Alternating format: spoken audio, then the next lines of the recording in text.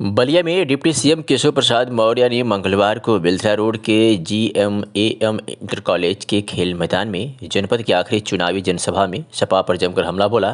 कहा कि सपा बसपा कांग्रेस की सरकार को जनता ने देख लिया है और सभी ने धोखा दिया है, जबकि यूपी में 2017 में भाजपा की सरकार बनते ही पूरे हिंदुस्तान का नंबर 1 प्रांत बन गया और 2022 में यह प्रदेश पूरी दुनिया का नंबर 1 प्रदेश हो जाएगा। इसलिए विरोधी बौखलाए हुए हैं।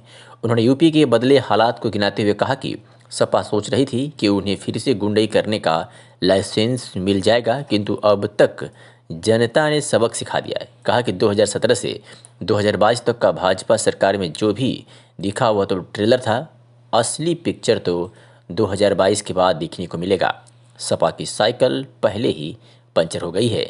5 चरण के चुनाव में अब तक अखिलेश यादव हार चुके हैं और चुनाव बाद सपा का नाम बदलकर 10 मार्च को समाप्तवादी पार्टी हो जाएगा और अखिलेश यादव लंदन चले जाएंगे। बलिया में कहीं खाता नहीं खुल रहा है। ये झूठ बोल रहे हैं कि 400 सीट जीतने जा रहे हैं, लेकिन 40 सीट भी जीत जाएं तो बहुत है। डिप्टी सीएम केशव प्रसाद मौर्य ने सपा पर तंज कसा कि तुमने गरीबों का खून चूसा है, ऐसे में गरीबों की हाय लगनी है और जब गरीबों की हाय लगती है तो लोहा भी भस्म हो जाता है। कार्यक्रम में जाना है, लेकिन यहां से ही मैं आप सबके चरणों में सादर प्रणाम करके कमल के फूल के लिए आपका आशीर्वाद मांगने के लिए आया। आप सब जानते हैं, सपा को देखा, बसपा को देखा, कांग्रेस को देखा, लेकिन देखने के बाद धोखा ही धोखा था कि कुछ सच्चाई थी इनके अंदर। लेकिन आपने 2014 में देश की बागडोर माननीय नरेंद्र मोदी जी के हाथों में सौंपी। बताइए, देश शक्तिशाली हुआ कि नहीं हुआ? गरीबों का भला हुआ कि नहीं हुआ? किसानों का भला हुआ कि नहीं हुआ?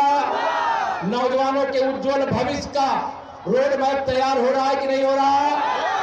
2017 में समाजवादी पार्टी की गुंडागर्दी करने वाली, दंगा और फसाद करने वाली, जमीनों पर, मकानों पर, दुकानों पर कब्जा करने वाली पार्टी से मुक्ति दिला करके आपने मुझे 325 विधायकों के साथ उत्तर प्रदेश को सौंपने का काम किया था।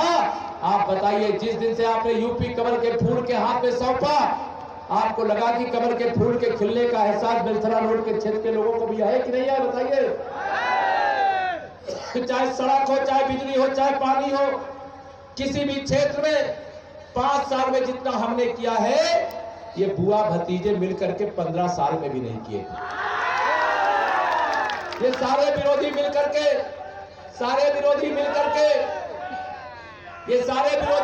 के 2019 में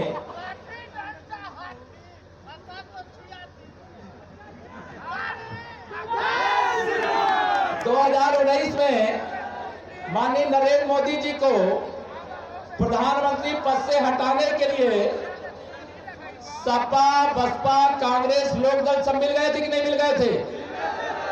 इनका उद्देश्य क्या था? गरीबों की भलाई थी कि गुंडों की भलाई थी?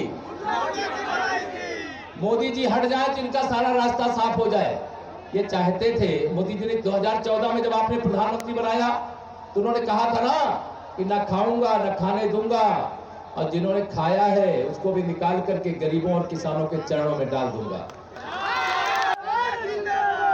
आप सभी के आशीर्वाद से सपा की साइकिल पहले ही पंचर हो गई है। वो पश्चिम उत्तर प्रदेश के पहले दूसरे चरण का चुनाव हुआ कि उड़ करके सफाई चली गई, और तीसरे, चौथे, पांचवें चरण का चुनाव हुआ तो उड़ करके बंगाल की खाड़ी की ओर जा रही है।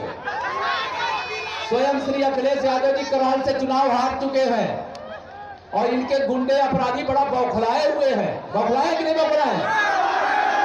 इनको लग रहा था कि अब तो फिर हमारे हाथ में गुंडई करने की का लाइसेंस मिलने वाला है, लेकिन जब इनको लगा कि लाइसेंस तो जनता छीन ली है, अब गांव-गांव में, जैसे आपको पता है, मैं तो पूरे यूपी का देख रहा हूं, जहां इनके 10 वोट नहीं है वहां पर भी 6 महीना पहले से एकदम कुर्ता पैजामा टाइट करके ऐसे घूम रहे थे जैसे लग रहा था कि इनकी सरकार आने वाली है।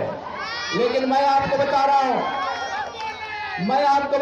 5 चरण के चुनाव के बाद ये समाजवादी पार्टी का नाम बदल करके 10 मार्च को समाप्तवादी पार्टी होने वाला है। भाजपा और कांग्रेस का कहीं अता पता नहीं है। मैं केवल बलिया के लोगों से पूछूं, बताओ बलिया में कहीं सपा का खाता खुल रहा है क्या? अभी कह रहे हम 400 सीटें जीत रहे हैं। मैंने कहा श्री अखिलेश यादव जी, अरे यार उतना झूठ बोलो जो कोई आपकी बात को स्वीकार भी कर ले। लेकिन वो कह रहे 400 सीटें जीत रहे हैं। अरे 400 तो छोड़ो, तुम अगर 40 भी जीत जाओगे तो बहुत बड़ी बात है।